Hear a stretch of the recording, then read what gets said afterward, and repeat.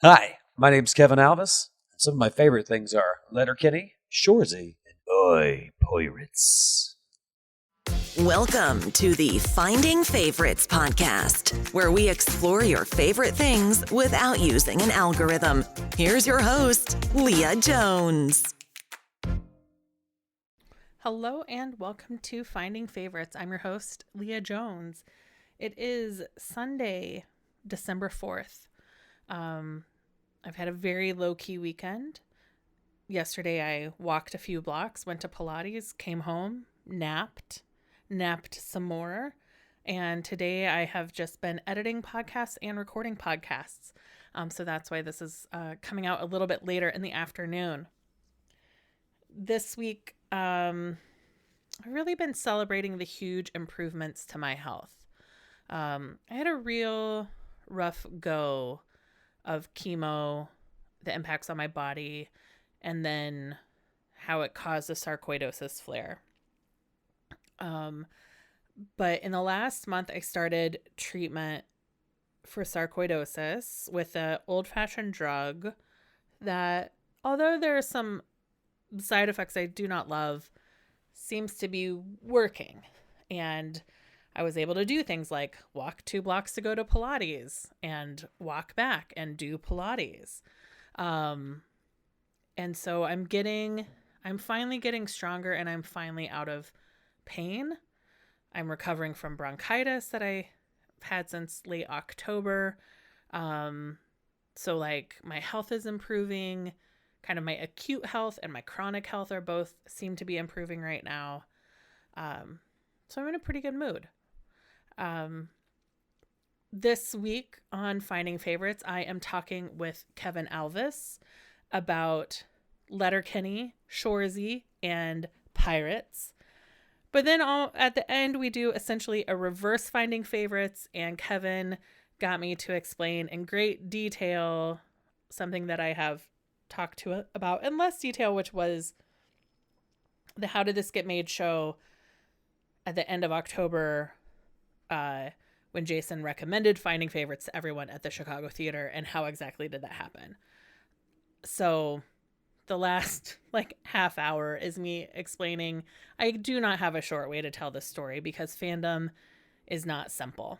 So if you want to hear every gory detail of how I understand, how I imagine Jason came to recommend my podcast, you can listen to that. Other than that, as we head into continue through the winter holidays, there's only a third of people have gotten the bivalent booster that are eligible.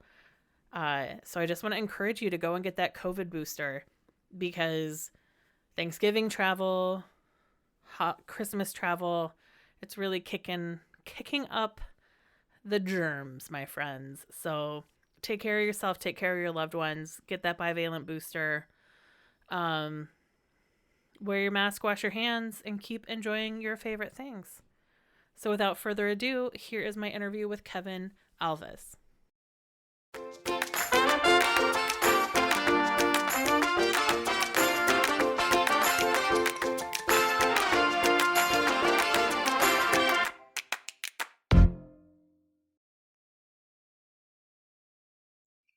Hello and welcome to Finding Favorites. I'm your host, Leah Jones, and this is the podcast where we learn about people's favorite things without using an algorithm. I am here tonight, this afternoon, this morning. I'm on my first coffee. I don't know what time of day it is.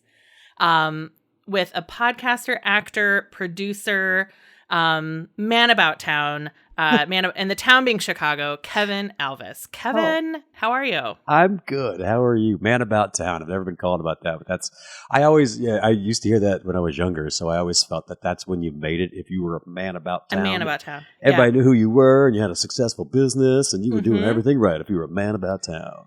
You are a man about town. I'll take it. Hey, I like being about town. Chicago's a good town to be about. It is.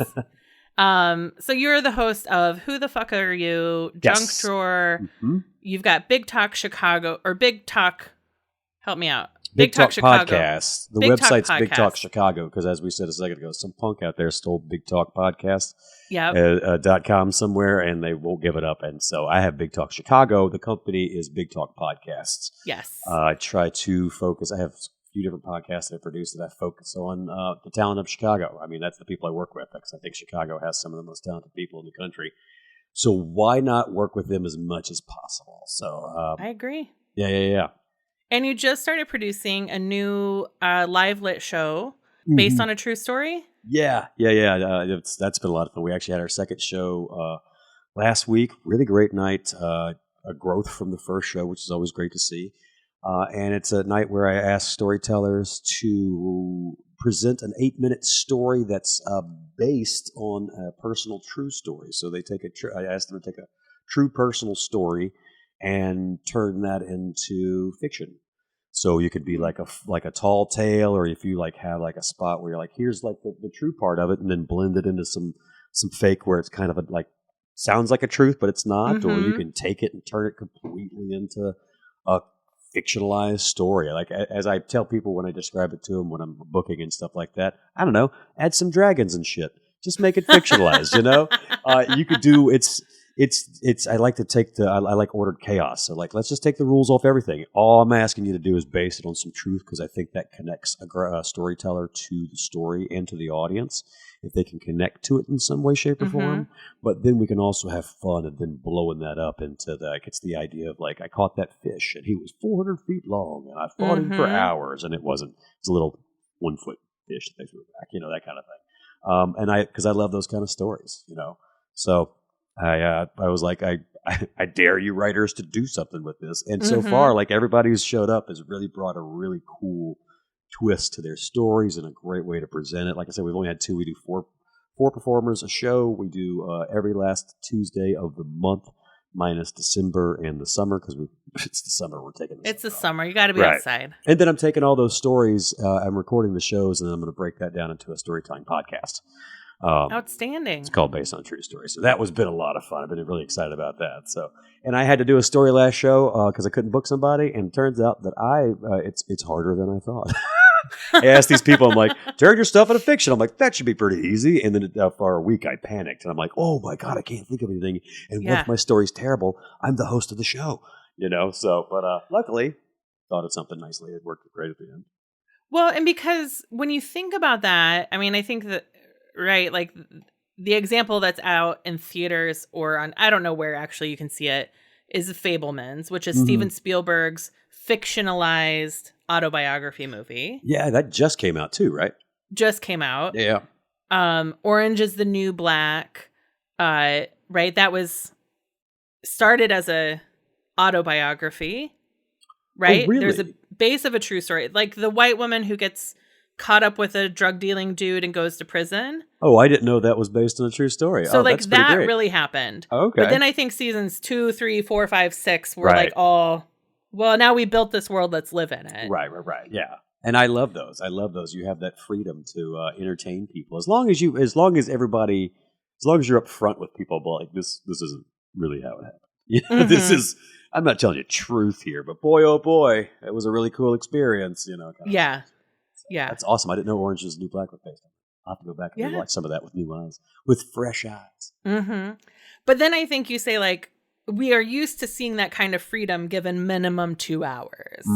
So you're saying, I'm giving you 8 minutes. Yeah. To take a true story and embellish. Yeah. And so it's a lot. It's a lot, because when you sit down and start writing, you forget when you're building fiction, like how much you have to build into it to build the story.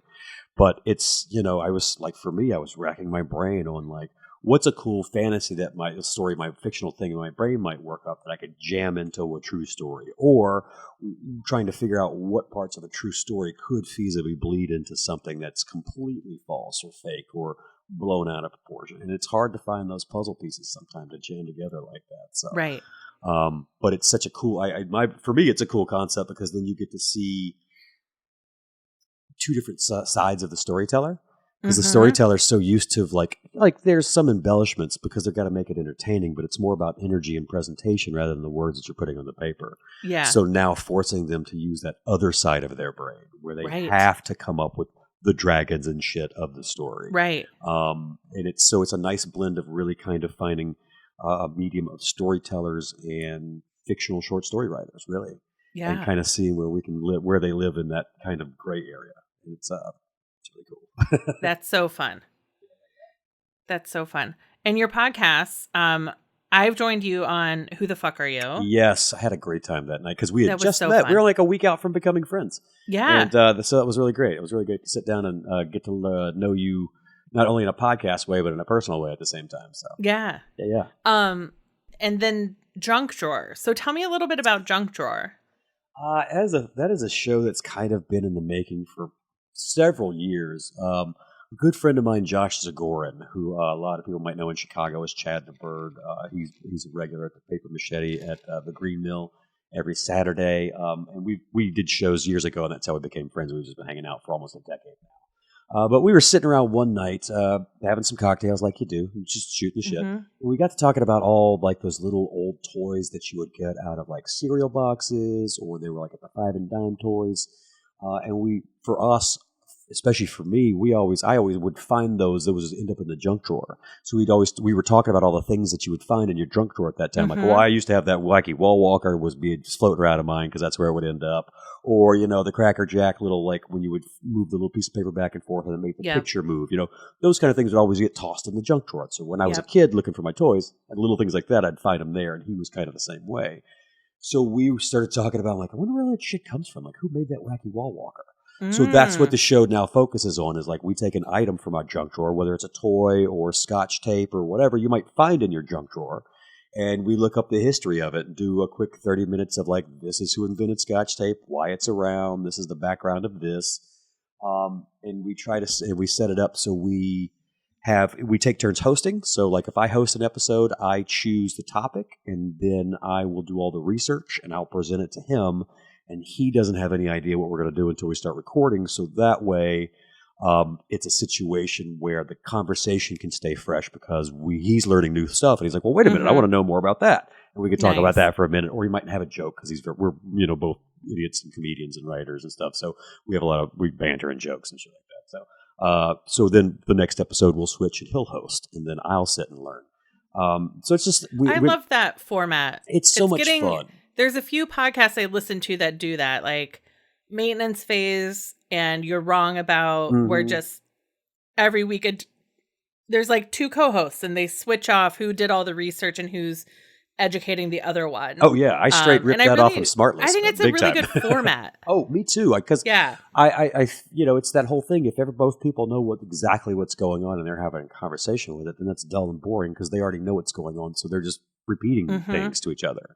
But if somebody's learning and can genuinely like engage the other person or comment on it or joke, because like you go back in history and there's a lot of people with some very strange names. So then that becomes a bit in the thing because he's all of a sudden, I'll say somebody's name is like, whoa, hold on a second, what's his name? That kind of thing. So it's a lot of fun and back and forth on that one. I think it really keeps it fresh. So that show's actually been a lot of fun to do. We just had our latest episode come out on combination locker locks. Like the master locks. Ooh. Because I went into my junk drawer and there was an old master lock in there that we used when we moved to Chicago that's just been sitting in there in case we needed a master lock. So I was like, oh, we'll do that. And that's how we find most of our topics is like I just went in my junk drawer and made a list one day and so did he. And we'll take suggestions from people. We've had a few guests on. We had actually, if you are familiar with the Squirmel from the 80s, it was like a little chenille worm that was like, it was magic and it would run all around your hand and over pencils and things like that. But come to find out it was a little invisible string that you'd attach to yourself and you could work it around. Well, we did a show on that. We did a show on that one, the Squirmel, because I had one too back in the day. And it did end up in my junk drawer because I couldn't make it work for shit. I wasn't coordinated. But when we put it out, we got connected with the guy who now makes those. He bought the patent for them, and now he produces Squirmels. So if you find them, we did a show with him, and he came on, and we got to talk with him about how he resurrects old toys and buy patents for them and reprocesses them, puts them back out, and he's keeping them going. So he's got like the patent on 10 different old toys from like our childhood. You know, Are these the people at Nostalgic Toys? Yes. Oh my gosh! They have, like, if you remember, I know I remember. I always wanted it, but Mom was like, "That's dumb." It was like little tubes of weird gummy plastic that you'd put on the end of a little tiny plastic straw, and you'd blow bubbles, and you could pinch them off, and you could bounce them off. He has those. I can't remember what else he has, but yeah, he's got a bunch of stuff that he owns now. But he got to come on the show. We actually found a company.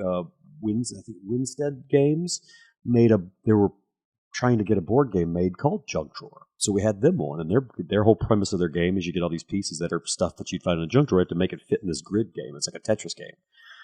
So we had them on. So we're finding connections of like in the collections world and things like that as well too that really go along with what we do. So it's a very exciting show. I like it a lot, as you can tell by my ramblings. Yeah, there's a terrible.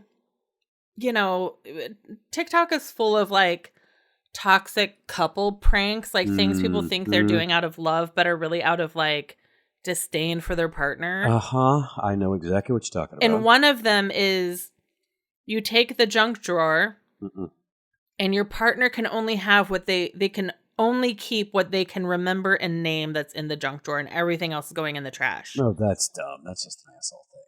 That's like Marie. Yeah. That's like, what's her name? Marie Kondo or Marie Klondike? Kondo. That's to the max. That's like if Running Man and keeping your house clean met up. That's done like that. That's dumb. Like the whole point is these are things you need occasionally, right?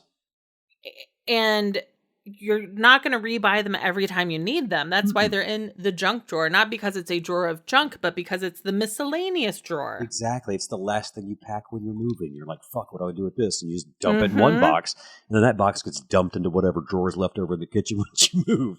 That's what it's there for. Yeah. Where else am I going to find my double-sided tape I bought 10 years ago?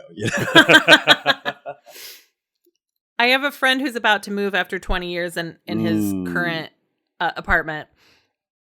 And he's like, I'm so excited because this time the junk drawer is not going to be in the kitchen.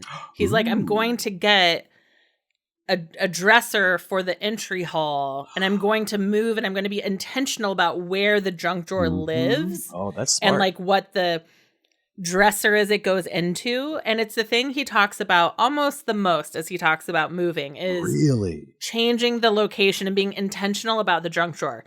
But he's not getting rid of it. This is not like everything has a home. No. It's just that the junk drawer is going to have a new, more appropriate home. And I love that. And I honestly can't think of any person I've ever met in my entire life that didn't have a junk drawer. Like, if you have a place for every little thing that you can bring into your life at any time, you're a fucking wizard. And teach me, please, God, please teach me how to do that, because that's magic.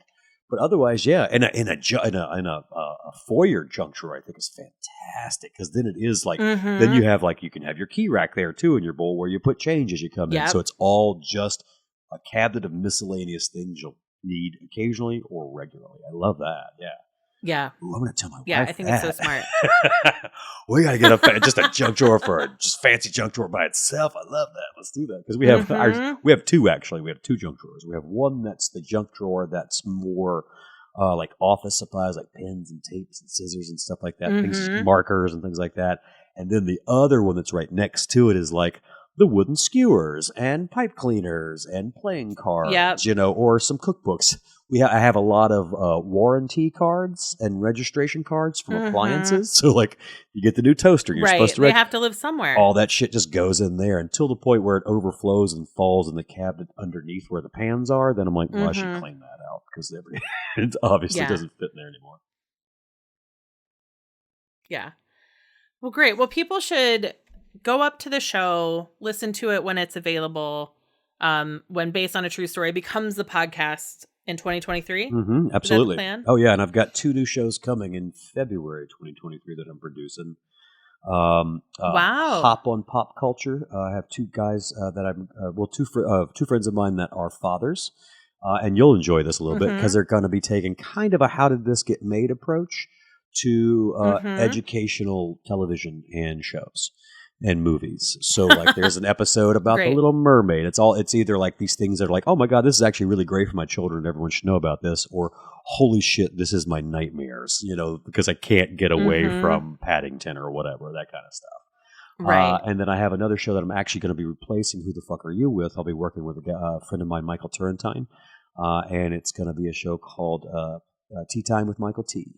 And he's just an amazing, wonderful Nice. soul that is always just a positive light, and he has such wonderful viewpoints on things. So it's going to be a lot of like going over topics that Michael's interested in, or if it's a situation where it's like we've got some segments where it's like, you know what, Kevin, I was thinking about how do cameras work. So we're going to sit down and talk to somebody who can explain like the background of like Fantastic. cameras and things. So it's a learning process. It's going to be a bunch of different things mixed together, which will be a lot of fun. So all that's be coming in February. So come follow us. Nice.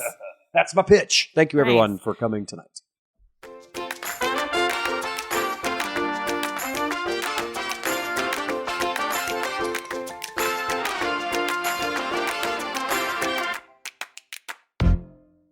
Now, Kevin, you sent me a very nice list of favorite things. Yes. Top things you love. I understand saying that something is the number one is sometimes makes people nervous. Mm-hmm. So I thought maybe we could start briefly, ? Okay. With the topic that brought us together, Yes. which is Letterkenny. Yes. Oh, pitter patter. Let's get patter. Yeah. When So did you- we met Yeah. at Letterkenny Live. Oh man, and that's where I got COVID. So, damn you, Letterkenny. Oh, I guess that's no. exactly where I got COVID. I could pinpoint that spreader event. Mm, Worth every cough. yeah. Worth it. How did you come to find Letterkenny? When it came on Hulu, it was like I think in January.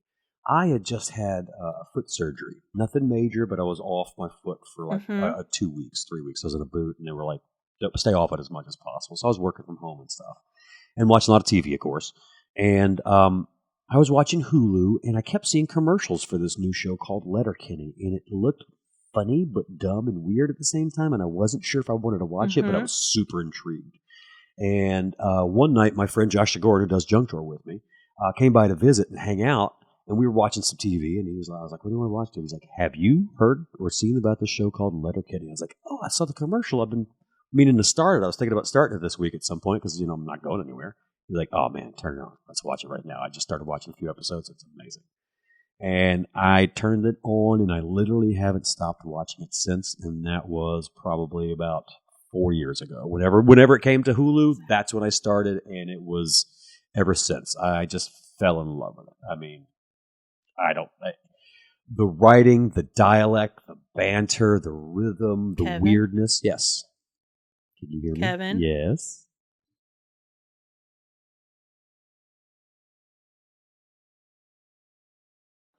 Kevin, let's time travel and tell me about the first time you found Letterkenny.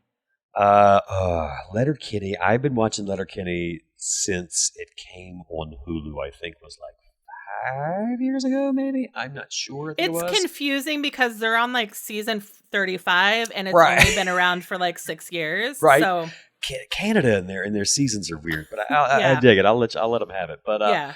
But when probably first- 5 calendar years is probably correct. Probably, yeah. I think there's something like that.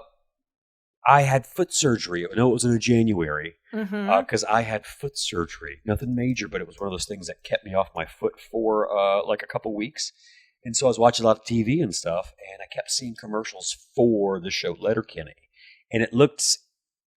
Something about it had me really interested, but at the same time, it looked dumb. I don't know what it was. I wasn't sure, but I was intrigued. It was everything about it looks dumb. Right. The but hicks, also, yeah. this, like they all just look. They look like it looks like it's going to be a dumb show. Yeah, and the trailer was mostly just them like slow-mo running at each other and a lot of fights, and I'm like, and the fights didn't look super great, but I was like, what is this? And I I was getting close to that point where I'm like, I'll just fucking watch it. But my friend Josh Sigorin, who I do Junk Drawer with, came over to hang out with me and visit after my surgery one night, and we were trying to find something to watch. And he was like, "Have you watched that show Letterkenny yet?" And I was like, "No, I've been watching the commercials. I'm kind of intrigued. Is it good?" He's like, "Turn it on." And I have been watching Letterkenny ever since. Like, it's just one of the best shows I've seen. I mean, the later seasons, of course, as always with any shows, they kind of, here and there and whatever. But when it comes to dialogue and banter, character development, and just like, especially like up until I'm jumping all over, up until like season 5. Season 5 is very much like a whole bunch of like a live action cartoons, because you're just like, what are y'all doing? But that one's my favorite season. Yeah, that's hands down my favorite season. But to answer your question, I've been watching it.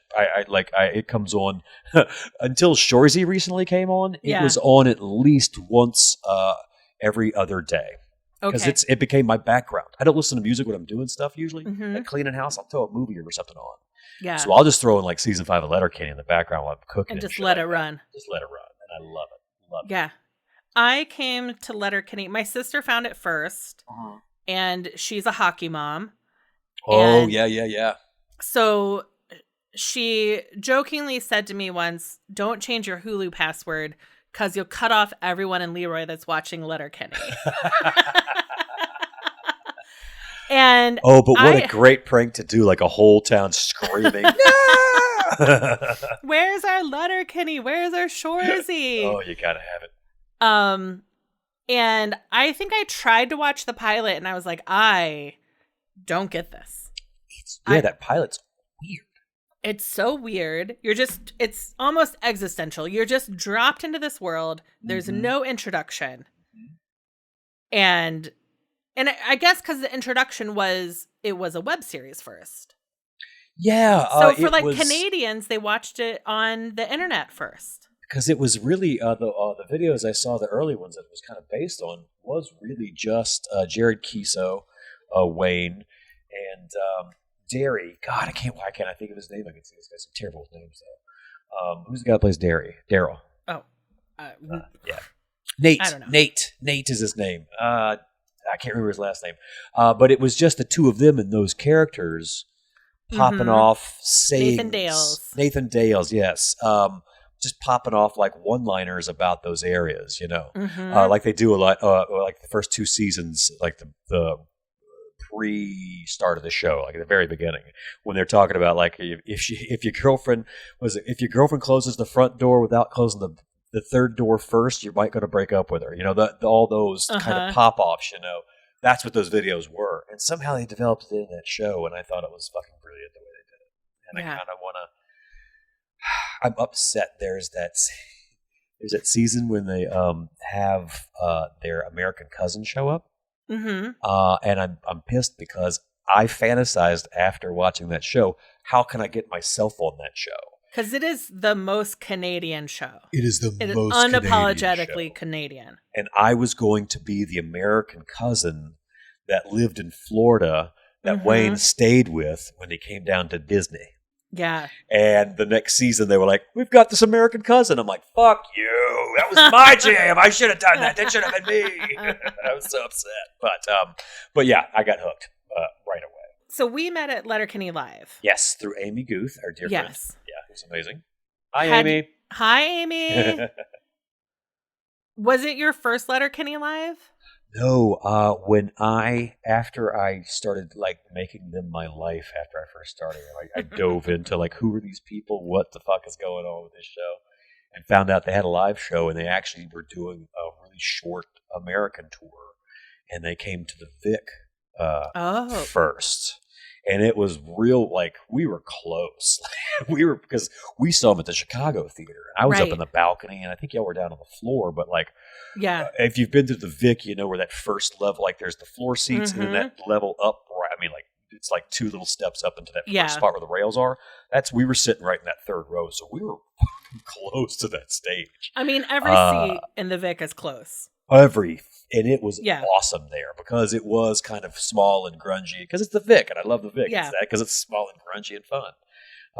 And that was their second tour, because they had done a Canadian tour then they branched out to the States when Hulu picked him up. And then they did the bigger one when they came like Chicago Theater and stuff, because they've got a huge following now. Yeah. I mean, huge.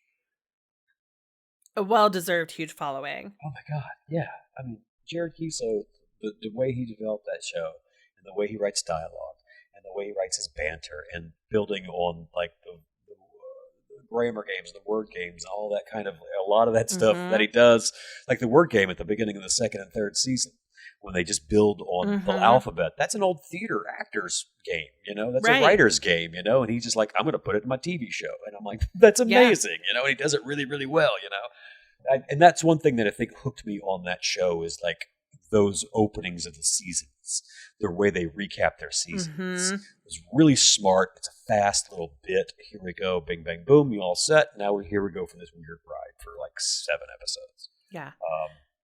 It's just I find smart. that there's a rhythm to how they talk that if I'm not careful, Letterkenny puts me to sleep.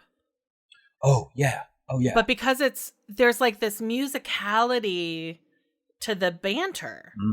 It's it's Canadian redneck a little bit, because they're like Canadian Southerners. The Southern dialect has a real melodic sound to it, and that's kind of the way they speak as well too. And it's just very Canadian.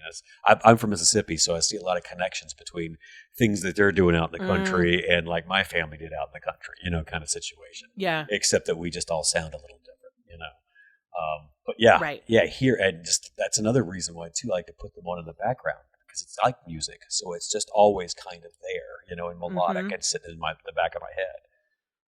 I think that's what makes them so quotable as well too, because it's a very quotable show. It's very quotable. The strongest one for me is if anybody ever says a "to be fair," you have to hit him back with a "to be." To be fair, to be fair.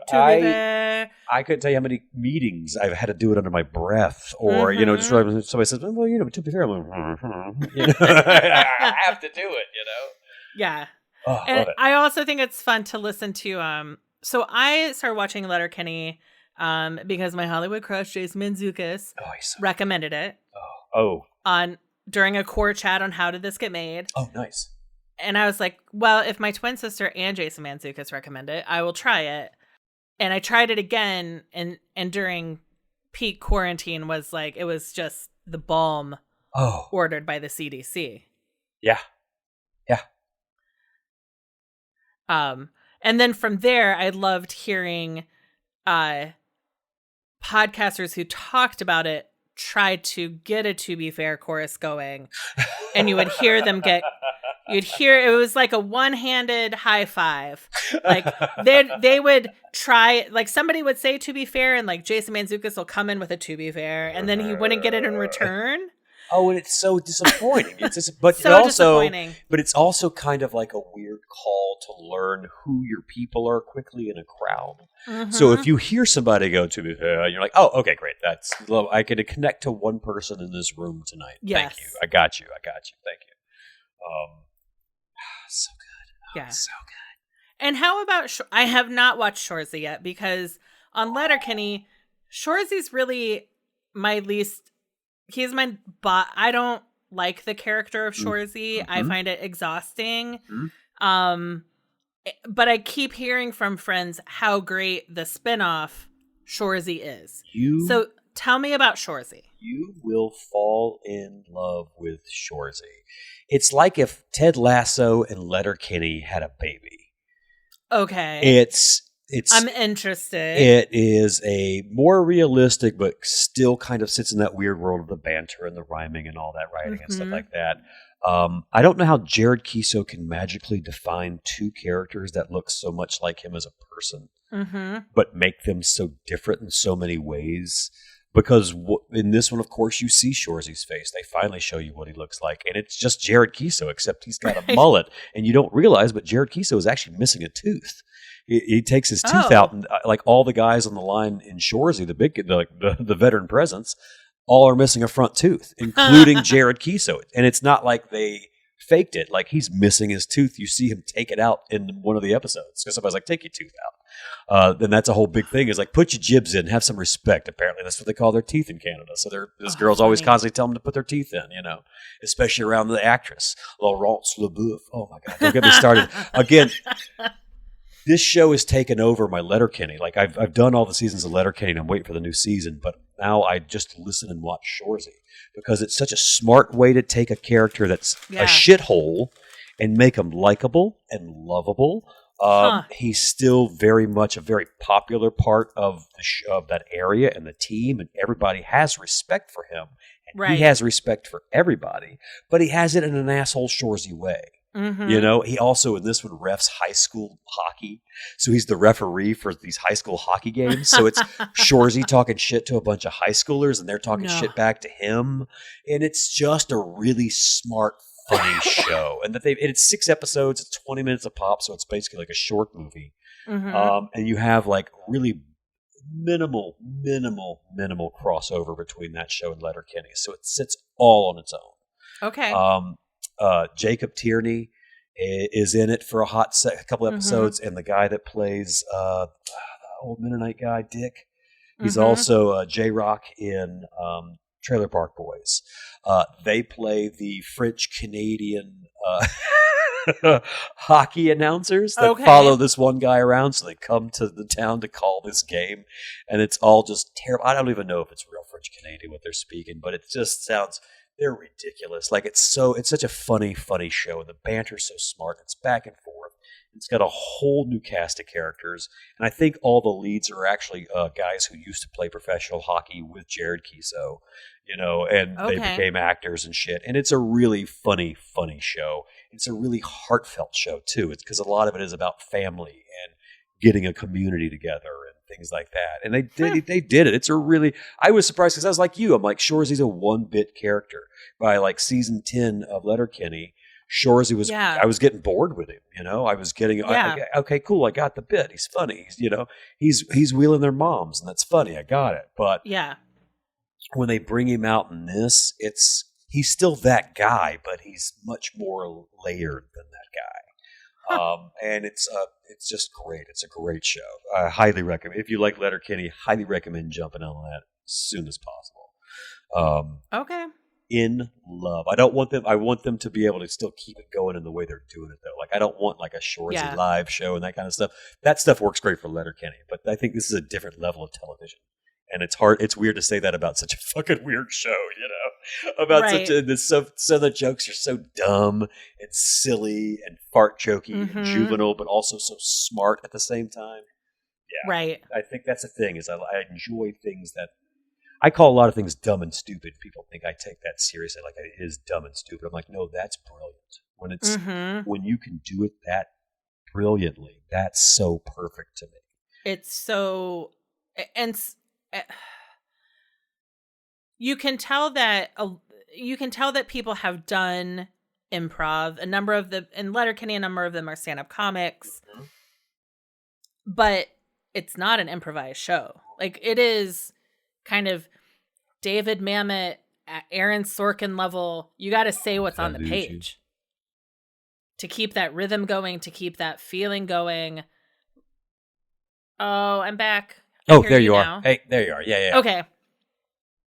I was just, the normal comparing Jared Keeso to Aaron Sorkin.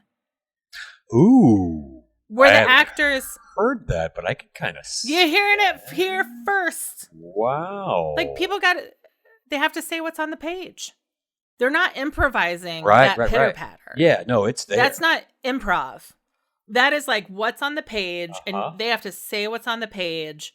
And sure, I mean, I know that the characters are some of it is probably built out of improv. Absolutely. To get to know their characters. Mm-hmm.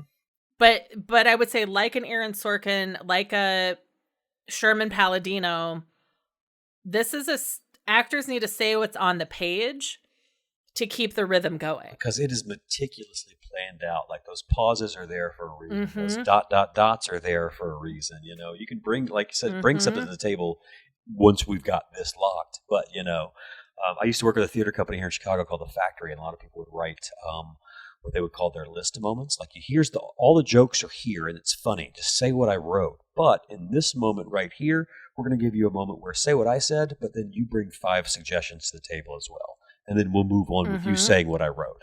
And I feel like this is that kind of show where it's like, okay, now you tell me what you think is funny. Or like they listen and they allow a lot of people to work to bring that shit to life. And I love collaborative work like that when it's like, here's the script, you do it like I say, it's going to work. But also at the same time, we're building, like you said, building this on the things that you bring to the table. And I love that. I love that.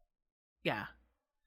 Okay, well, you've sold me. I will now try Shoresy. You got it, because I mean, I could ramble on for another 45 minutes about how great that show is, and then because the thing I also love about that with Letterkenny and the way they do things is when you go back in Parks and Recreation, which is another one of my fantastic love of all time shows that I've watched a bajillion times, is that you can go back and watch it 1,000 fucking times, and that 1,001 time, you're going to hear a new joke. You can get something new. Something else is going to land, and you're like, holy crap, I've watched this 100 times and never noticed that right there in the background is the punchline of the joke.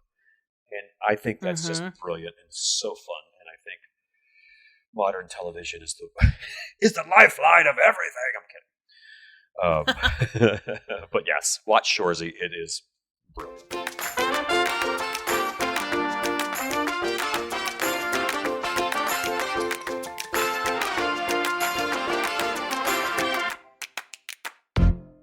The number 2 on your list, which does not necessarily mean it's your number 2 favorite thing, when we still were able to have our cameras on before our internet began to betray us. Yes. There's even a pirate behind you. Oh, yes. You love pirates. I do. I know that pirates in real life are fucking just like terrible murderers and shit like that, but in the romanticized world of modern life, pirates are they're just awesome. I mean, you're in the tropics and you're drinking rum and you're on a big ship and you've got these great hats on and you're like, let's go fuck some shit up for the day. And you go fuck some shit up for the day. And then you drink some rum and you eat some old chickens and you're good to go. You know, I don't know why. I grew up on the Mississippi Gulf Coast, so I think growing up near the water helped that. But my mom hooked me up with some good pirate costumes when I was a kid. You know, so it kind of just grew into me. So kind of being a pirate at heart. I mean, imagine growing up on the Mississippi coast, which is like an ever-changing shoreline. So much easier to imagine you're going to find buried treasure where like ships actually came through and crashed. And I mean, I think I can easily imagine how growing up near the Gulf just can launch you into pirates more than I grew up in the Midwest. Absolutely. And wouldn't especially have as many pirates. Right. I mean, if you did, which will actually remind me to come back to that, and I'll tell you a good Midwestern pirate story that you should look into. It's not necessarily I'll talk about it in a second because it's part of pirate stuff, and I love it. Everybody should read this book. But my hometown was Pierre Lemoyne d'Iberville is the guy, the French explorer that kind of really built up the New Orleans area. But when he first landed in this continent, started stealing and raping lands, he landed in my hometown. So every year there was this recreation of him landing. So the idea of like this big scooter ship with these dudes with these tricorn hats and stuff like that was always in my vision. But they were always stuffy fucking, French bastards instead of like fun pirates. So always that kind of vision was in my head. And then once I just started getting older and realizing that they were a bunch of assholes, it was more fun to just be a pirate. It was kind of stuck there. So it was always kind of in my face a little bit growing up. So were you raised on pirate books like Blackbeard and stuff like that? Or was it pirate movies? Or was it just you had a pirate costume and you just went from there? Pirate costumes, and also I grew up in a family that would go to Disney World. We were a Disney family. So Pirates of the Caribbean became quickly my favorite ride at the Magic Kingdom. In fact, until to this day, if I can work it with the group that I'm with, it's in the back of the park. I will skip everything and just go straight back there and make that my first ride. And if I can make it my last ride of the day, I make it my last ride of the day. It's just fun to watch. I mean, it's changed all over the years, but it's fun. You're in a little pirate. It's when fake pirates are around, things are fun. Again, real pirates are terrible, fucking murderous Yes. people. But again, the romanticized side of cartoon pirates. right, are Very fun. It's the freedom. We're doing what we want to do. You know, it's that Mhm. idea of like I am my own person, and I can go about and travel how I want, and who I want, and where I want. You know, I don't want to Mhm. fucking fit into your fucking British social guidelines. You know, that kind of thing. So it Mhm. really kind of stuck, and the Disney side of it really pushed me into it, and then it was always kind of in the back of my head, and I was just, pirates this, pirates that. Of course, the Goonies, of course, Yes. was one of my favorites growing up, and that was like Mhm. super heavy. That whole end in the pirate ship, it's like, oh, that's so Yes. fucking cool. Because also too, all the pirate stuff that I'd been introduced that I was dealt with when I was a kid, also had the air of ghosts and spirits and Mhm. curses and skeletons, which also in my weird little macabre brain that I had for a while when I was a kid too, blended the two together. So Yeah. where you went to go find pirate treasure, there's also danger afoot. So there was also Yeah. that adventure aspect of it.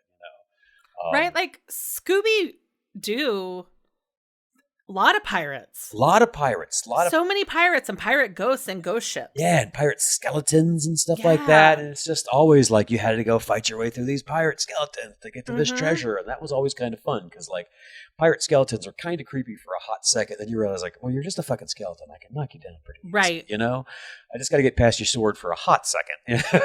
Right. And then you can't fight back. Right, because you're just barely moving.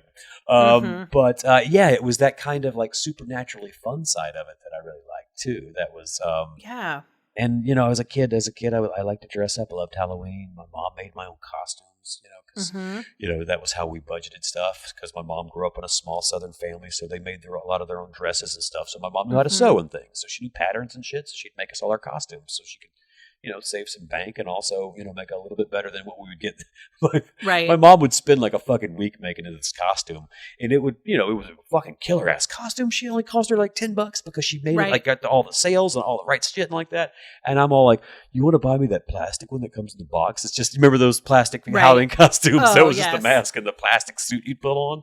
It was Like, like a one of plastic those. onesie. I was an ungrateful son of a bitch. My mom made me this killer costume, and I'm like, what the fucking plastic Batman, Mom? And she's like, take this awesome costume. But she made me incredible shit. And she'd make me this great pirate costumes, or like, things that always, or, like I said, the explorers that look like pirates. So that gear was always in my system kind of situation. But yeah, love them. I don't know why. Just always kind of connected. I've always wanted adventure, especially on this high seas. Yeah.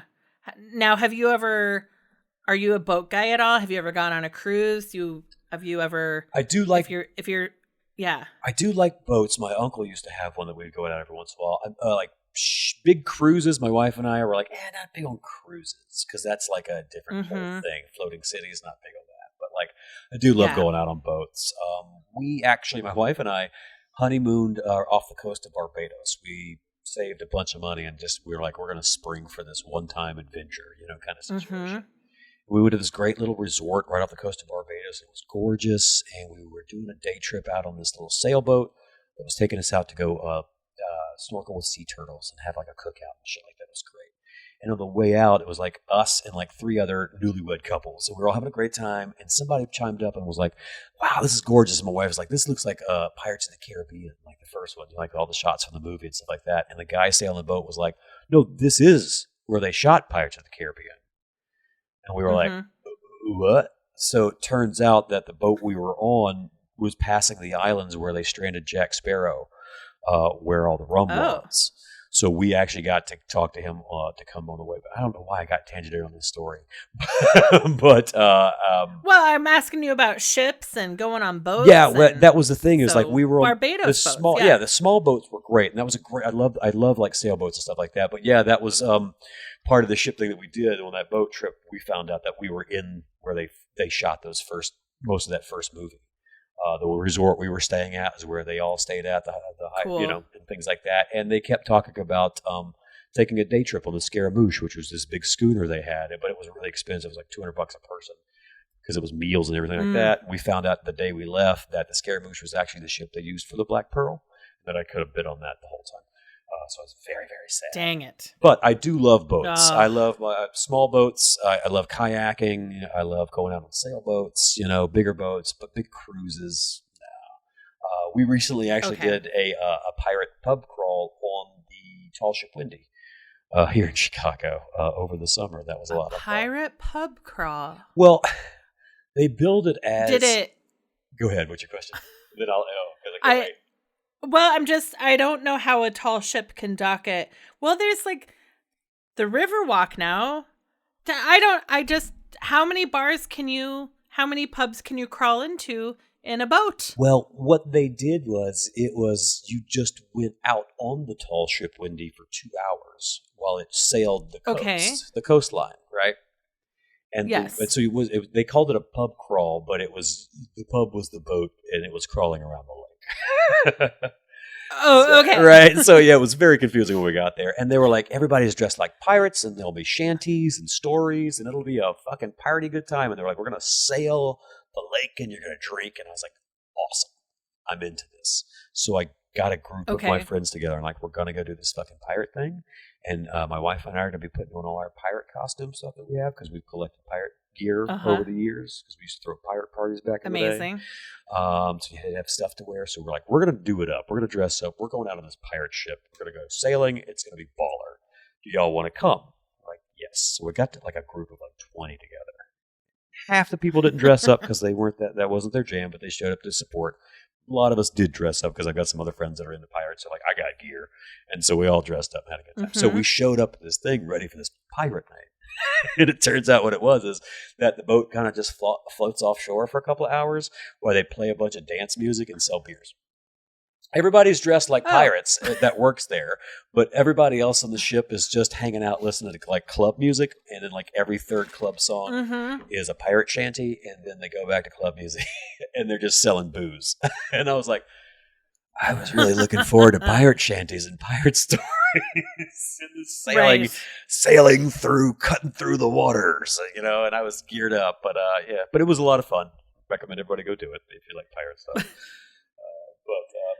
Yes. It sounds to me like you might need to do a boat charter yourself one of these summers. My friend, like I've had friends like you do like you charter one and you have your own party, and then you get your friends to like help chip in and buy tickets to come and really do the pirate adventure you want. I love that idea. Not to give you a whole new side business. No. I love this idea. And what I'd also love to do is I'd love to charter a boat. We'll have a pirate party. And then you'll come along and we'll film a live episode of this on the ship dressed as pirates after a few glasses of rum. It'll be a follow-up to this. It's like, okay, now we're living the life. That would be fantastic. I'm in. Great. I've got gear. Let's get some sponsors. We get some sponsors. We'll have a Big Talk Podcast Finding Favorites crossover pirate event. Yes. Oh, I love this. I'm into it. I love it. Have you ever been? No, I have not been there. So you're a Disney person. Doughboys in October. Their month was Yardtoberchest. It was a pirate themed month. Oh, that's amazing. And so they went to pirate themed restaurants. Not a lot of options. But so they went to the restaurant that like sits inside of Pirates of the Caribbean. And were they at Disneyland or Disney World? Land. Oh, okay. Because I was about to say, that restaurant doesn't exist at Disney World, and I've never been to Disneyland. Right. If there was a restaurant oh man, that sounds okay. I'm sorry. Go on. I just got really excited. I found a reason to go to Disneyland. I'm going to give you another reason. Is that outside of Disneyland, like out in Orange County somewhere, wherever it is, there is a medieval times, but it is pirates. Shut your entire mouth.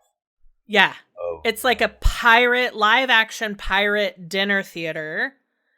So it is just medieval times, but a boat, a ship, and pirates. Do you know if they're accepting applications now? Is there a place where my resume should go just for next audition season? Like, I know I have a bad back, but we could make this work. I'm sure there's an old pirate that's still it's called the Pirates. It's Pirates Dinner Adventure. Oh my goodness gracious! and I love those because I've been to Disney World. My senior trips in high school were going to Disney, so we would stay in Kissimmee St. Cloud that had a medieval times. So I already love something like that, like screaming and yelling for people, like having adventures. I'm into. So having it be pirates. Yeah. So there is one. There's one in Orlando and there's one in Buena Park, California. So there's two. All right. So I it's guess, a must-see dinner show. Yeah. Should we sync up our calendars so we can make sure that we get down there at the same time, and so we can figure out? Yep. Yeah, we should go. That would be amazing. Yeah. Because it's, especially in the LA one, it's all stunt people that want like a daily job, right? Have you ever been to Las Vegas back in the day where at Treasure Island, that casino there, they had a big pirate ship out front where every hour on the hour, they had two ships, a pirate ship and a British ship. And there was a stunt show for like 15 minutes where all these stunt people would come and be pirates and the British, and they would swing from boat to boat, and there was sword fights and all this shit, and there was like a cannon fight. And then they would sink the British ship, and that ship would sink, and the captain would go down with the ship strapped to the thing every hour on the hour, and then they would bring the ship back up. They'd take the captain off. They'd reset everything. That's cool. And the next, and that was a big job for stunt people back then. Was that gig, because it was like a solid gig to have because you were just a pirate for the day, you know? Right. Yeah. Good. Well, I don't know if what the union situation is, but I'm sure in Las Vegas it was union. Oh, had to have been. For sure. I had to have been. Yeah. It's Sterling. Ren Fair has a pirate weekend where it's just devoted to pirate stuff, where you can just go. In fact, my wife Kim Bowler told me that she worked with this woman here in Chicago on a show that's part of a trio called, I think they're called the Shipwrecks, but it's an all-female pirate singing trio that travel to Ren Fairs and stuff like that, and they sing a bunch of shanties and shit like that, and have their own little pirate show. And I've listened to some of their shanties, and they're pretty fucking great. Go check them out, and I think they do Sterling Pirate Weekend and travel around to different Ren Fairs and stuff like that. But I think the idea behind the pirates is I love to have like a couple beers in me and get like acceptably rowdy for no reason, and everybody else be the same way, where we could just rah rah rah real loud and laugh and have a good time, but like heartily, like there's no. As long as you're not being a jerk, just have a great time. Right. And I think that's the romanticized side of the pirates that I love. Where let's sing some songs and have some drinks, and we'll eat some turkey legs, and then we'll all go fall asleep in pig slop. You know? It sounds like a good day. And listen to the sounds of the ocean lull you to sleep. Oh, talk about the best sleep ever. Oh. Yeah. Oh, yeah. A little hammock on a boat dock. It's not a dock. What's the floor of a boat called? Oh, the deck? The deck. Yeah, down the deck. Oh, where you get up in the crow's nest. Mm-hmm. Oh, man.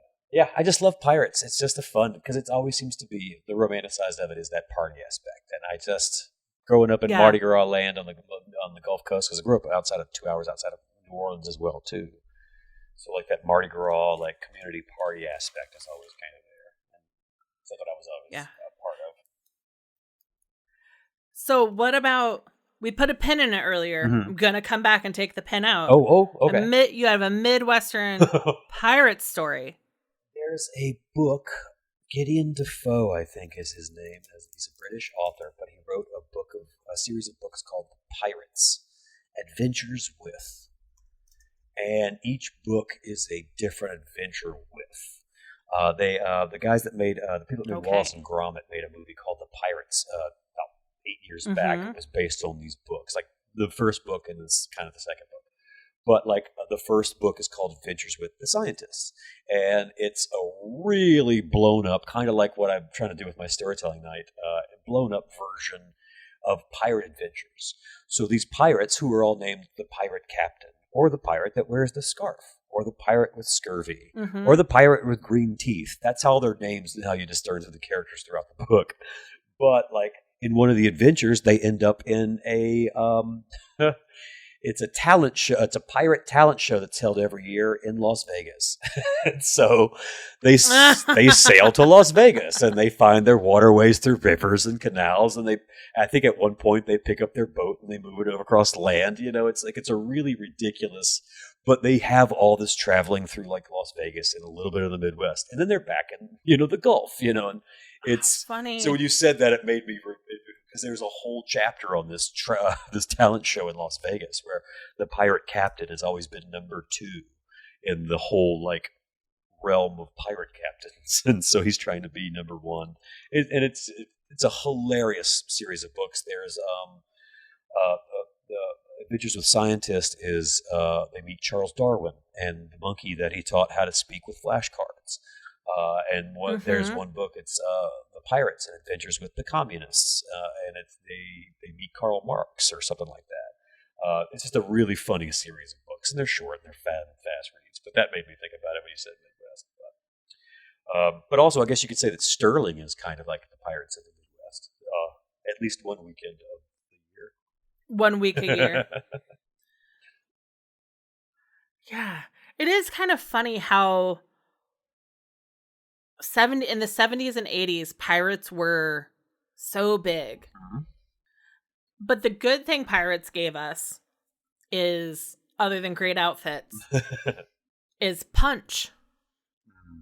The concept of punch. I do love a good pirate punch. Just trying not to get scurvy. Right? So that's where punch comes from. It was a lot of the rum, because the rum was like substituting water and also fun to drink. And the lime and all the citrus to keep away from everything, the scurvy and everything. And thank God for that too. It's funny too that pirates actually bring us a lot of things, like the punch idea of alcohol and stuff like that.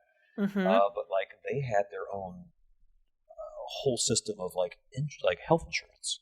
They were one of the forefronts of health insurance. Oh yeah. Because they would sign up with ships. Like if you see those like in Pirates of the Caribbean, where they're like getting you to sign up to be part of the crew. A lot of times, if you were a good captain, that came with base rights. You got a cut of the money that you stole. If you got hurt in battle, you would get a little extra percentage because you gave literally a limb to take down the ship for the gold. So you got a little extra. Also, too, there was a lot of actually openly gay marriages and relationships in pirate societies, because they would also, outside of the relationship side of it, there was a way to double their take. So they would have more riches and stuff, so they would work together to kind of cut costs and things like that, while at the same time having a relationship. So they would have their own little marriages on the ships and things like that. So the pirate community itself was it's literally like its own little floating city. It had its own rules, had its own like government, had its own system of, hierarchy. You did your job, and if you didn't do your job, I mean, you're out on the floating city. You're going to get your ass kicked, but Yeah. So that's why like things like grog and salted meats, that's why they had that kind of stuff, because it was like a medicine, but also kept everybody calm and in line and having a good time. So it was the idea of like, if you're always having a party and you're well fed and you're not sick, why would you go anywhere else? And if you're willing to kill for me to have money, why would you have mutiny? Right. It was when pirate captains had to be that balance of like a hard ass, yet at the same time reasonable. So because if you get stuck out in the middle of the ocean and everybody hates you, you're done. And every large ship had a surgeon general on the ship. Yeah. If you were going on a large voyage. Yeah. How fascinating. They had everything fully stocked. They made sure they had the doctors and the ammunition and the food, water, rum, everything they needed. Like it wasn't just a bunch of like punks riding around, around town and knocking over gas stations. Like these people were going to be out there for a while. They had to know their routes. They had to know other people's routes. They planned their things out. They had to know a high understanding of weather and travel. Like a lot of these guys and women were, sailors and navigators and things like that. So they could just get out there and live for weeks. It was a really, really interesting way to live. It was just nuts because you're always just at sea dealing with these people. Imagine being at your job 24/7.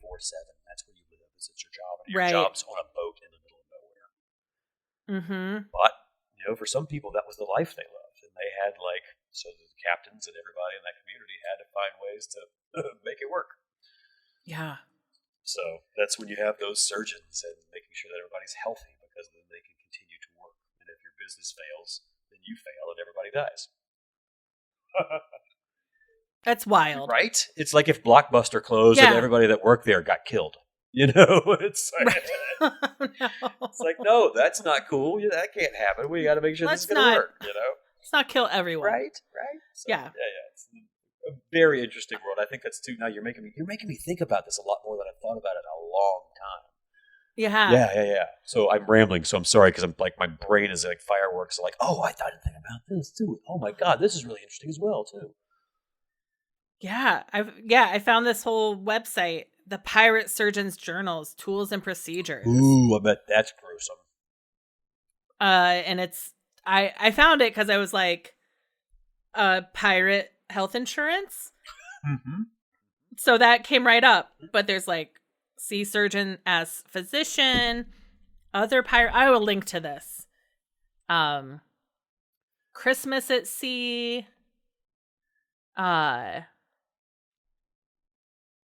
Yeah. It's a lot. How like, interesting. It's a whole. It was like its own country, like its own rules without any rules.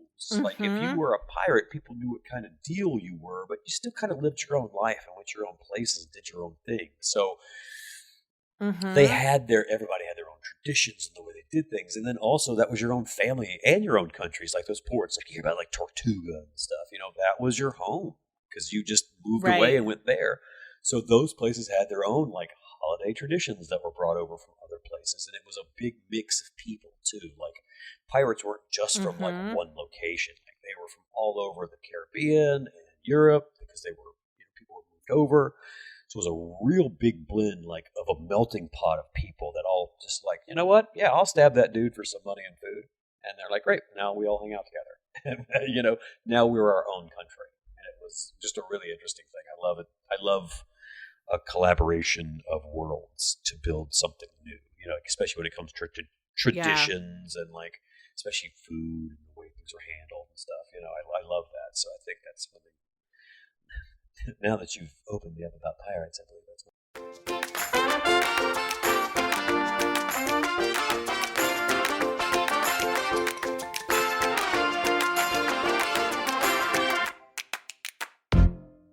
Well, Kevin, what a wonderful way to spend a Saturday afternoon. I agree. You have really got me talking and rambling a lot. I'm so sorry about pirates that I hadn't thought about. Also, Letterkenny and Shoresy. Everybody go watch Shoresy. Yeah. That is exactly the point of the podcast. You have found me out. And didn't you say that, because going back, let's double back on your Manzukis thing. Didn't you say that Manzukis said that people should listen to this podcast? Yes. How did that happen? I'm sorry to turn it back around on you for a hot sec. How did that happen? I love it. Okay. So the podcast West Wing Weekly? Uh-huh. Do you know of it? I've heard of it, but I haven't listened to it. So Rishikesh. Okay. So that was the podcast. That is my catalyst for becoming a podcast person. Okay. Was the podcast West Wing Weekly, which was Rishikesh Hirway and Josh Molina. Okay. So Rishi, because like every podcast with two people has a quarterback that like makes it happen, and then their co-host. Yes. Right? So without Rishi, there's no West Wing Weekly. Okay. And without West Wing Weekly, I don't eventually make it to How Did This Get Made, and I don't discover Jason Mantzoukas. Okay. I love this. Okay. Yeah. So, Rishi is also a musician, and he was touring with Jenny Owen Youngs, who was the host, who is also a musician, but she became famous for hosting another TV podcast called The Buffering Cast about Buffy the Vampire Slayer. Oh, I didn't listen to that one. So it's two singer-songwriters who became famous for TV podcasts on a tour together doing original music. Oh, wow. That they wrote with each other and recorded with each other, but some of them are definitely Rishi songs and some are Jenny's songs. So, and in the course of It's so long. Okay. No, because that sounds Then- amazing alone. Like this, so many. I have 150 questions already about things I'm interested in. Go ahead. So then Rishi also had a short-lived podcast called Home Cooking with Samin Nosrat, who is the author of Salt, Fat, Acid, Heat. Okay. And the Netflix show. Right? Yep. And it's now been 17 episodes of a 4-part series to help you cook during the pandemic. Oh, wow. And there was an episode where they had Jason on. And Jason was talking about the stress of getting a CSA, of getting your farm box, and having vegetables you don't know what they are. Right. Oh, yeah. So he's like, hey, I saved one to ask you about this week. And so he pulls it up and he holds it in front of the camera and he's like, I have a guess. And he goes, is this leeks? And Samin and Rishi just start laughing. They're like, oh, Jason, it's not. It's fennel. It's not leek. It's a fennel. Okay. And I get a CSA. I've gotten it 2 different summers. For me, it is a relentless onslaught of vegetables that I cannot keep up with. Okay. As a single person, it's always a mistake. But I feel like good about supporting local farming. Absolutely. And they turn so fast. They turn so fast. And I don't know what to do anything. But every week I would open it and I would just think to myself, is this leek? Leek being the vegetable, I always knew what it was because I've cooked with a leek like the longest of almost anything that comes in a CSA. So, okay, so that lays the groundwork. Is this leek? So every time I go to a live show, How Did This Get Made live show, I make a custom shirt. Right. Oh, yes. And I've seen a few of those. Those are great. Yeah. I have been on stage guarding Jason Mantzoukas in a shirt that said, don't touch Zooks. But like Paul Scheer has always made a point of like, cause I do this, I lay the social media groundwork and Paul sees like what shirt I'm going to be wearing. And he has always found me in the audience. That's awesome. Whether it's in LA or Chicago. Oh, I sure love Paul. And Paul being the quarterback of How Did This Get Made? So I made a shirt to wear to their tour this summer that got pushed to Halloween. That was like a Rene Magritte picture of a leek that said "Cessnes blah blah blah leek." Like this is not a leek in French. Like this is not the treachery of images. Yeah, I know what you're talking about. Yeah. Oh my god. Okay. That's great. This is such a. It's okay. So then I find out, and I make Jason a shirt. I make me a shirt, and I make Jason a shirt. Then I find out Rishi is coming to town the same week as the show. And then I realize if I was a celebrity and a fan was giving me an inside joke of a niche podcast, like I would never wear the t-shirt. Right. But a farmer's market tote bag that said this is not a leek on it, that is a great tote bag. Brilliant. And also you don't have to worry about sizes. It doesn't come off gross. You never, Yes. Yeah. So I get back on Cafe Press or whatever I use, and I made a few tote bags that said this is not a leek on them.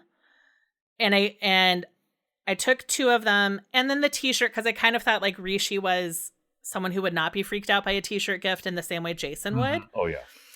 And I wrote Rishi a letter, and I was like, you are everything I've just told you. Like, without you, I wouldn't have podcasts. I wouldn't have started my own.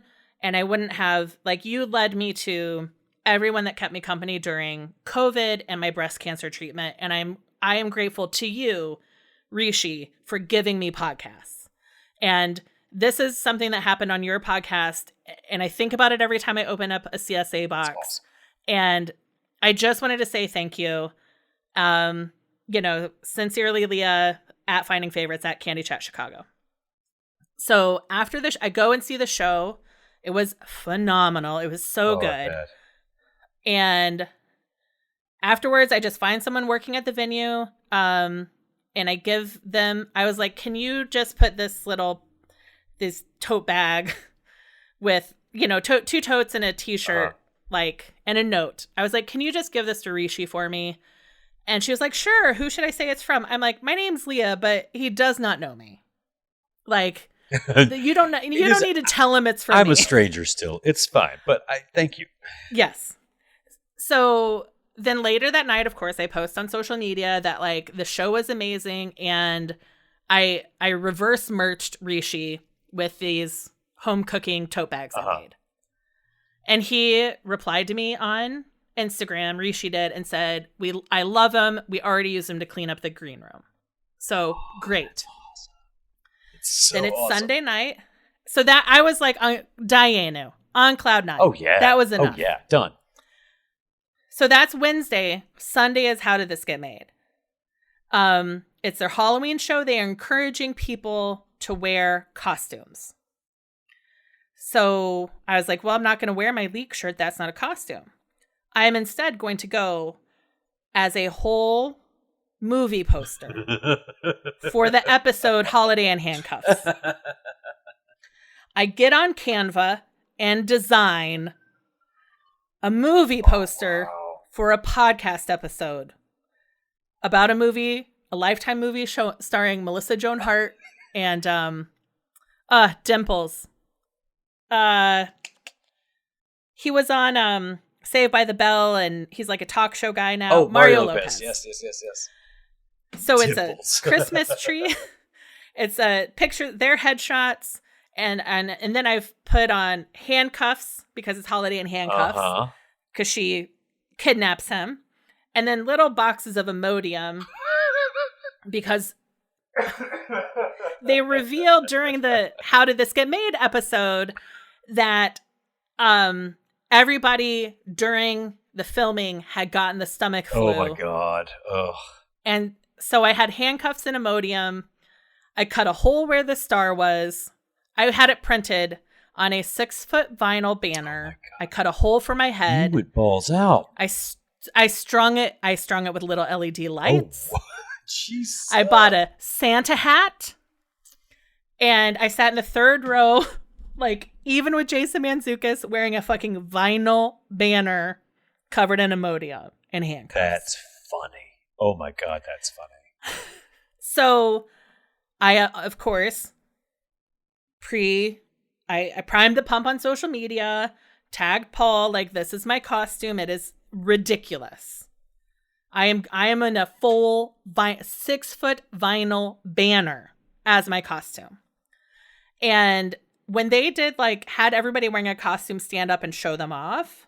It wasn't like come on stage. They went through the whole Chicago theater and spent truly half an hour talking about costumes. Oh, wow. It was too long. June wasn't there to reel them in. Okay. Yeah, that'll do that. Yep. She left like 2 hours into the show to go get on a red eye home for Halloween. Oh, yeah. So it was Jason and Paul left to their own with no June to rein it in. Those guys will talk for hours. So it went on for like half an hour doing costumes.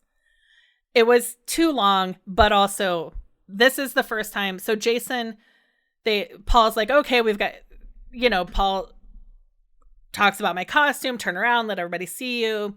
And then as I move to the other side of the stage, Jason looks at me and says, good job, Leah. And I was like, what? Wait, what? Like, I did not say my name. So he has now like seen my Prime the Pump social media post backstage with Paul and connected it. And I was like, oh, shit. Whoa. Great. Diana. That's all that needed to happen. Oh, wow. Then my friend Jocelyn, who went with me, had prepared a song for Second Opinions. Oh, ballsy. I love it. And so scary. So again, third row, hands in the air like Hermione. And Paul had Jason pick because Paul was way up in the balcony. So Jason picks 2 people. Then he looks at me and he's like, what do you got, Leah? And I was like, what the fuck is happening?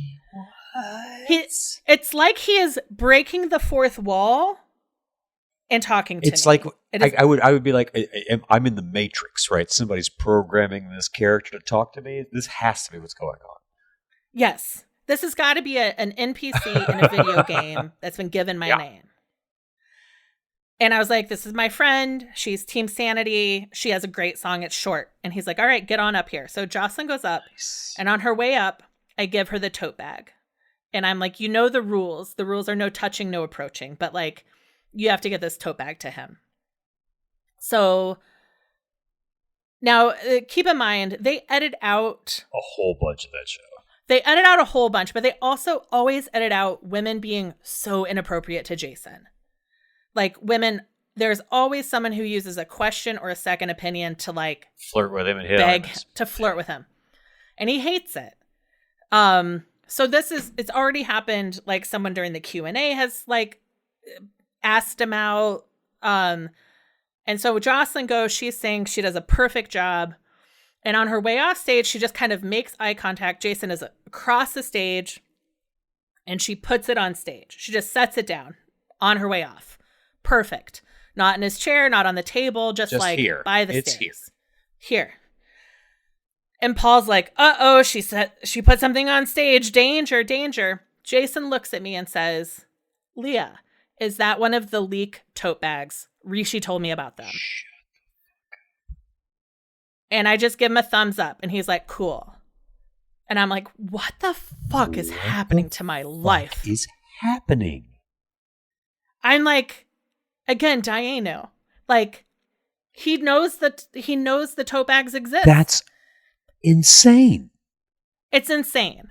And I'm just like, what is going on? So then they do second opinions. Paul says, he's like, oh, wait, was there anybody from the Discord? Because he likes for people that are in the Discord to have a special chance to ask questions. And he calls someone else from the Discord. And they say, no, they don't have a question. Then Jason goes, wait, Leah, what about you? Have you said everything you wanted to say tonight? Are you kidding me? This is the God's honest truth. And I assume every interaction will be edited out of the final. Like, no, there's no way any of this makes the final edit. Maybe this part, maybe the question. Because I do ask a good question. Because I always come prepared. I watch the movie, I write something down, I have an index card, I write it on my hand. Like, I'm prepared with a question. I ask my question, they talk about it. I'm like, great. And then he goes, wait, Leah, what's the name of your podcast? Oh, shit. Come on now. This is like on the microphone at the Chicago Theater. Come on now. That's amazing. And I was like, Finding Favorites? And he goes, okay, everyone, you should be listening to Finding Favorites by Leah. She's a local Chicago independent podcaster, and you all need to be listening to her podcast. Holy shit. That's fucking awesome. Oh right? My God, that's awesome. And I was just like, what the fuck is happening? Did you ever find out, like, for how he was putting that together so quickly? Like, I mean, like the layout? Because it sounds like the way you're saying it, he's like, I've known you for years, and you're just finding out that. Like, did you, like, because that's crazy. I assume that Rishi, like, took a picture of the note and a picture of the tote bag and texted it to, like, Jason and Samin and was like, oh my God, look at this really sweet fan gift I got. That makes sense then. That makes sense. Right? I mean, I always make a custom t-shirt. I've been on Paul's Twitch show twice. I did my Don't Touch Zook shirt, so I've been on stage with them before. And I'm like, I think at this point they've connected, like, the ways in which I hope to God they see me as, like, a nice fan. Right. And not a crazy person. Just here to have not fun. A crazy person. Somebody they can interact with and not worry about. Right. Like, I understand that in this situation, I am not the comedian. Right. So I never do more. I never try to do their job. I'm not trying to be funnier or more clever than them. I'm trying to, like, if I have, like, with that shirt, I didn't do anything else but stand on stage quietly next to Jason with my arm, like, with my back to the audience. Right. I just try to. Which show was that? Which show? That was, I think, Second Opinions of the Pinocchio show. I saw you that night. I was at that show. I've been to the Hurricane Heist and I've been to the Pinocchio show. Yes. Hurricane Heist was our first one. Crawled on stage because I was... Oh, crap, that was you. That was awesome. me. That's awesome. Paul said, "Is Leah here?" And I stood up and I raised my hand and he was like, "Show me your shirt." And I stood up and he's like, "It's not you." And I turned around and he's like, "It is you. Get on stage." And the stairs were so far away that I was like, well, just you quickly make a decision. And I walked up to the stage and I had someone get out of their chair and I climbed on the stage. Oh my God, that was amazing. That's like, right. Oh man. And then like I'm having an asthma attack and coughing and they're like, and Jason is just like, "Paul, she's coughing. Get her away from me." And he pulls me further away. And then June is saying, like, where's the person with it? Just because he's got a guard doesn't mean you get to touch me. Like, make sure that like you don't touch June either. So at this point, I assume they've pieced together that I'm a safe fan who can be trusted. Love it. Oh, I love it. But I was really, really, like truly just high for days after Jason like told everybody at a live show to listen to my podcast. God, I would have lost my mind. I would have lost my mind. He could be listening to this right now. Like he might be like, he could be like, "I'm going to check this out." Or you could have like 50, 100 other people being like, "I'm going to check out that podcast that Sue's talking about." Right. Oh, that's awesome. Right. So I did, like the next day when I got my brain a little bit together, I was like, there's not an email address on my podcast website. Oh, no. So I went and I like put a contact page. Yes. I was like, he doesn't use social media. So if he was going to get in contact with him, I have made it impossible. I would, if you could get Zooks on this show, I would love to hear him talk about his, because that guy I'm sure has 1,000 favorite things. And he's very passionate about things that he's into, it sounds like. So I would love to hear him on this show to see what would be the topic he would want to talk about, you know. Oh, I'd do that, I reached out to his publicist when this was like when I had not even done an episode. And I am grateful they turned me down. They were so quick and professional and polite, and their very quick decline. But you got something, and that was the thing. Yeah. I mean, that goes a long way. Yeah. Yeah. And so now I feel like, okay, like I do feel like I could ask again, but I also feel like I'm just going to keep, I have interviewed a couple people I know he knows. So I'm just going to keep my large spiral, you know, I think if I have Zooks on, it's like the finale. Like, I don't know what, I'm like, great. I found my favorites. So I think you are steps away from getting him on the show. Like, I think you could do that easily at this point. I think you can get, you've touched it. Like, he knows who you are now. I think you could do that. Oh, God, that'd be awesome. That would be amazing. It was the part where he knew where I didn't say my name, and he had seen the costume, obviously backstage on social media, and Grok, like they pieced it together. They knew who I was. So, and I could barely remember, 2 seconds ago. So the fact that he was like locking names down still and picking you out of crowds, you know, that was impressive. Right. Because it wasn't like you were just by yourself in a room and he's like, "Leah." It was like, no, out of the Chicago theater. He was like, "There you are." Right. That's awesome. Yeah. That's amazing. So that really, really is. That's the exciting thing. Because talk about a seal of approval in front of hundreds of people, you know? Yeah. And if that stays, because has that episode come out yet? No, okay. I think they just released Detroit. Okay. So I think I think it might be the one that happens in 2 weeks. It's either in 2 weeks or more. I would almost guarantee you that if that part stays in and they say something and you hear your podcast like that, I guarantee you're going to get some traffic because people are just going to be like, well, then I need to hear what this is about. If Zooks, because that's very much like if Zooks came out of his mouth, he listens to it. Maybe not, but he said it, so now it's in front of people. And I've done that before. Yeah. I've gone and be like, what are they talking about? Gone and look it up and be like, oh, this is actually really cool. Yeah. Or like, this is really dumb. But, it got the traffic there. That's awesome. That's awesome. That's super exciting. It was really exciting. It was really like, I was truly high on adrenaline for like 2 days. And going to explain it to people, I'm like, it's such a long, complex story about fandom and about trying to be a good fan and like not a creepy fan. Because I think I headed towards creepy a few years ago. And then I pulled back. And it's kind of easy too sometimes because you get so focused on like, well, you know everything about them, so it gets so comfortable in your brain. But then you realize, like, oh, they don't fucking know who I am at all. Yeah. You know, they don't. Yeah. Well, because there was one of the Chicago shows where Jason was like, oh man, we're loving Chicago. Your coffee is amazing. We've had Stumptown. Well, Stumptown is a Portland brand. It is not a Chicago brand. And we have so many good Chicago coffee companies. So I put together a coffee care package and sent it to Earwolf of like Intelligentsia, Metropolis.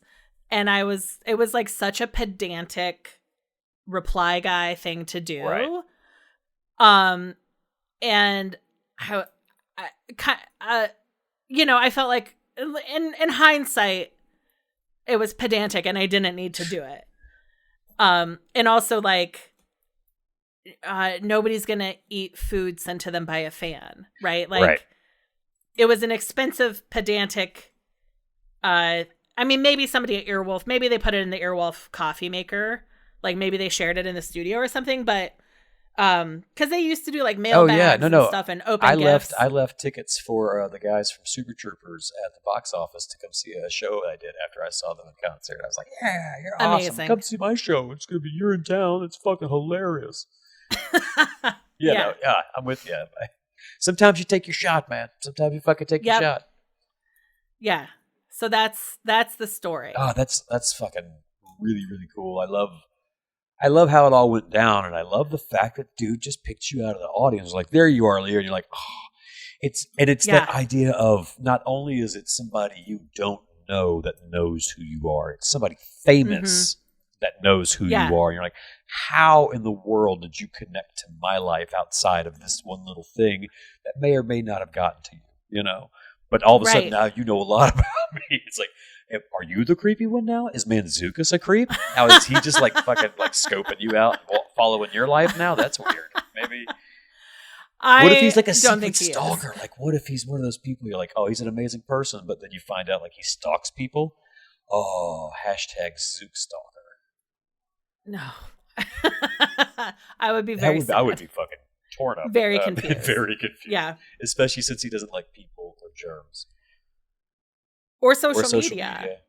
I guess that's the thing is like, sure, people like Paul and June and Jessica St. Clair, like Jessica and I like go back on Instagram occasionally because I listen to the deep dive, but also because I'm a breast cancer survivor now. Like, and I was listening to the deep dive during chemo, and she would sometimes talk so honestly about her breast cancer experience and getting the MRIs and nerves. And so there were times when I was just like, I would just send her a little text and it's like, I'm so grateful you are honest.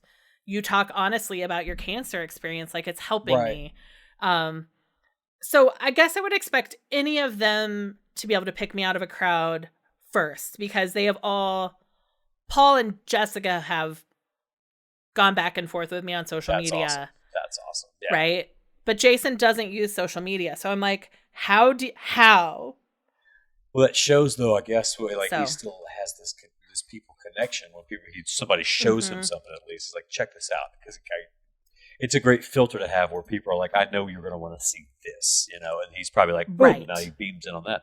I wonder if that's actually better. He does that better because he's not always just rolling through a bunch of shit on social media. He can have a better idea and focus on people and faces and things like that. Huh.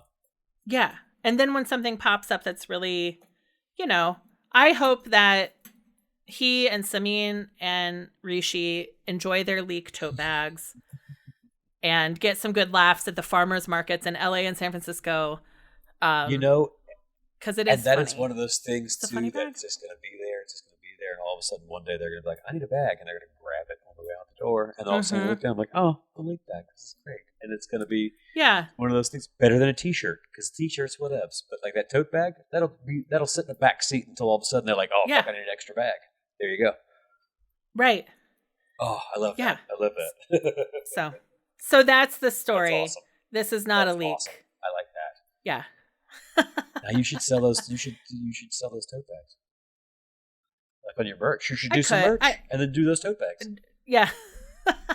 Here is merchandise for a podcast that publishes once a year for a moment in episode number 6, right? Like, I'll buy your bag. Yeah. Well, Kevin, where can people find you on the internet? my God. The website for the podcast is bigtalkchicago.com. We're on Instagram and Facebook at Big Talk Podcast. There's also at Junk Drawer Podcast and WTFRU Podcast. Just follow Big Talk Podcast. Then you're going to get all the news there for all the shows. And for Based on a True Story is last Tuesday of the fourth Tuesday of every month, starting back in January, brand new year. Come see us up there at Howard Street Brewing Company. Outstanding. Thank you so much. God, thank you for letting me come and ramble. It was so good to see you and hang out and chat. Yeah, I'm so excited. Thanks for having me on. Thank you for listening to Finding Favorites with Leah Jones. Please make sure to subscribe and drop us a 5-star review on iTunes. Now, go out and enjoy your favorite things. Hello? Oh, I'm here. Where's that chat? Chat. Kevin? Yes, I'm still here, I promise. Chat, there we are. What is happening?